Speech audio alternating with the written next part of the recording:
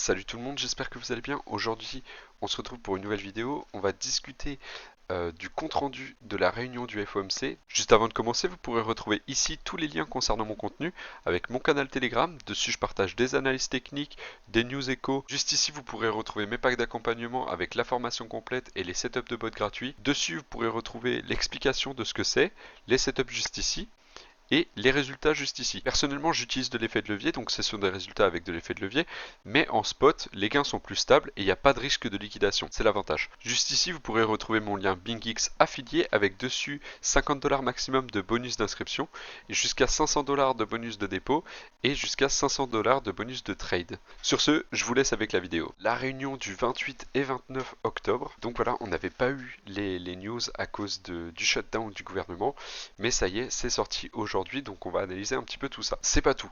On va également parler des taux d'intérêt, donc comprendre un petit peu comment ça se passe. On va parler d'inflation, on va parler de QE et QT, donc resserrement monétaire. Donc voilà, pour commencer, on va parler des taux d'intérêt.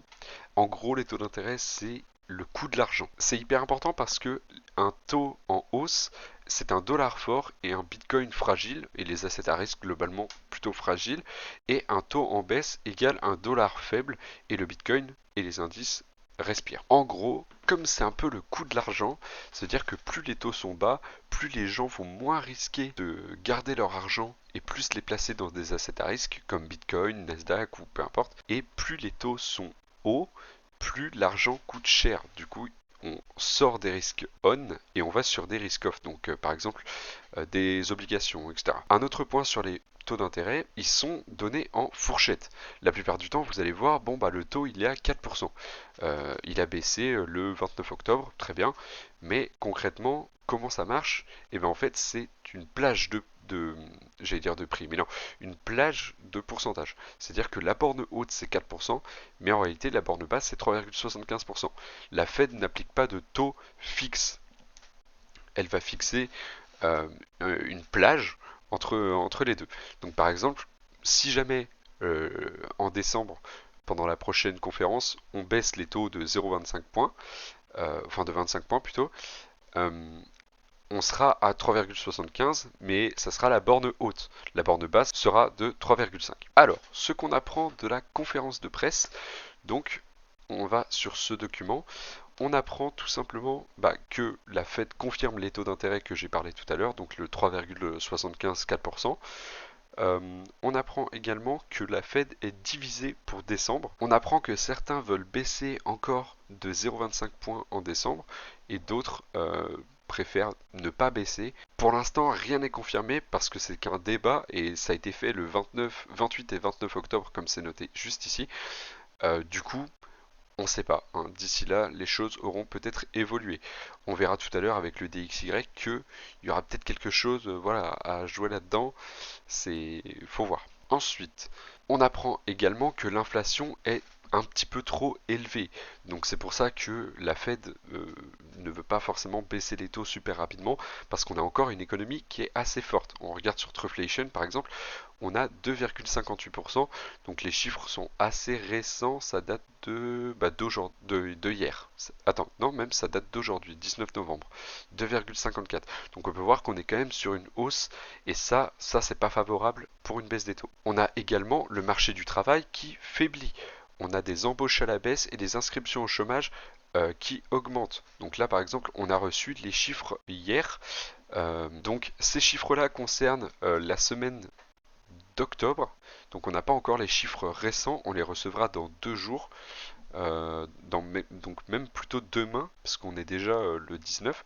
Donc demain, on recevra à 14h30 les nouvelles inscriptions au chômage. Donc ça va être intéressant à surveiller. Donc la Fed également annonce la fin du QT, quantitative tightening. Ça c'est peut-être la chose la plus bullish.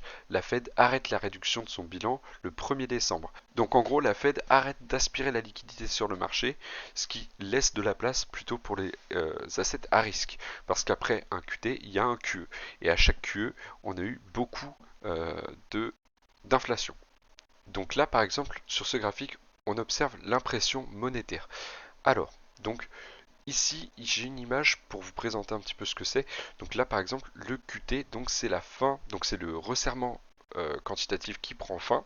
Enfin, en gros, ça c'est le resserrement quantitatif et ici il prend fin pour laisser place au quantitative easing, donc l'impression monétaire. L'impression monétaire augmente énormément, donc ça c'est pendant la phase du Covid, donc c'était très très intense. Donc ça peut se voir ici, juste ici, et les marchés en ont énormément profité. Depuis, on est rentré dans un QT, du coup on retire de la liquidité du marché. C'est ce que j'expliquais tout à l'heure. Si on prend un actif comme Bitcoin par exemple, on peut regarder. Donc là, ce qu'on peut voir par exemple, c'est que ici, donc le 9 mars 2020, donc au même endroit, on a trouvé le bottom sur Bitcoin et on peut voir que l'impression monétaire a commencé à être très intense. À partir de là, du coup, on a trouvé le bottom et peu après, on a trouvé le top du marché à l'époque. On avait trouvé le top du marché donc aux alentours de 2021. Donc, on peut voir que le QE a fait effet un certain temps. Après ça, du coup, ouais, 2021 et donc déjà ici en 2022, on a coupé un petit peu. Donc, on peut voir que à partir du moment où la Fed a coupé du coup le QE, le marché a trouvé son top et après ça on n'a fait que baisser. Voilà, donc en tout cas c'est très intéressant et ce qui pourrait se passer donc sur cette courbe, c'est soit quelque chose de similaire à ça, donc c'est-à-dire de la stagnation, parce que voilà, on a fini de QT, donc on arrête de retirer de la liquidité juste ici, et à la place on fait donc de la consolidation et après pourquoi pas on repart en queue, donc c'est-à-dire comme ça ou enfin plutôt comme ça, mais voilà, en gros voilà à quoi on pourrait s'attendre. Alors maintenant on va faire l'analyse du DXY. Donc là je suis en weekly sur le DXY et on peut voir qu'on a quand même baissé depuis, ouais, depuis le début de l'année, on n'arrête pas de baisser. Globalement on a eu cette petite phase de consolidation ici qui ouais, est à peu près pendant l'été. Et depuis septembre, à peu près, ça commence à augmenter. Si on compare avec Bitcoin, depuis, bah en fait, ouais, à peu près septembre, on a commencé à former notre top et on a fini par chuter depuis. Donc ça, c'est clairement quelque chose à observer parce qu'en fait, ils sont vachement corrélés dans l'inverse. C'est-à-dire quand le dollar, bah, c'est ce que j'expliquais tout à l'heure, quand le dollar augmente, les assets à risque ont tendance à baisser. Cependant, on arrive sur des zones qui sont intéressantes parce qu'ici, on a un bel order block baissier. Et le prix pourrait soit consolider dedans, se faire rejeter, donc ça serait plutôt bullish pour les cryptos, soit consolider et donc passer et faire plutôt quelque chose comme ça, donc le transformer en breaker bullish. Et là, ça serait vraiment très mauvais. On aurait d'autres cibles à atteindre plutôt ici, donc ça serait comme un petit peu au début de l'année. Ça pourrait arriver. Ça reste à observer. Pour l'instant, voilà, on arrive sur ces zones-là. Ça dépend aussi si on le traverse avec force ou pas. Parce que si voilà, le momentum faiblit, voilà, ça peut, on peut très bien se faire rejeter et retomber. Et donc, on pourrait voir ce que ça pourrait donner sur les cryptos. On arrive sur des zones où, voilà, on peut former un bottom. Là j'ai tracé un Fibonacci, on arrive dans la zone de rechargement de longue. Ça peut être intéressant, mais ici j'avais un meilleur Fibo. On n'est pas encore au 38,2 quand on prend vraiment tout le mouvement. Hein, on voit qu'on a des zones autour de 83 000 et actuellement nous sommes en plein dans le fair value gap autour de 86 400 et 92 600 à peu près. Voilà. Donc on pourrait poser un bottom. Le problème, c'est que il y a zéro signe de bottom pour l'instant. Clairement, le mouvement est très très fort. Voilà, on a fait comme à peu près ce qu'on a eu ici, mais à la baisse. Donc ça fait mal. On prend même pas les plus hauts daily. On se fait vraiment sortir direct, quoi. On ne fait que tomber. Pour moi, euh, éventuellement, on pourrait continuer un petit peu à tomber et ça coïnciderait certainement avec un rejet dans le fair value, dans l'order block plutôt, excusez-moi, dans l'order block ici. Donc admettons, si on continue un petit peu comme ça et qu'ensuite on se fait rejeter, donc la semaine prochaine, hein, parce que là du coup je suis en weekly, ça peut être intéressant pour avoir un petit peu de rebond sur Bitcoin. Comme le momentum baissier est très très élevé, on pourrait éventuellement continuer à faire une petite... donc voilà, à stresser un petit peu tout le monde avant de poser un bottom. Donc pour moi, j'ai pas envie de dire bottom is in et tout ça, voilà.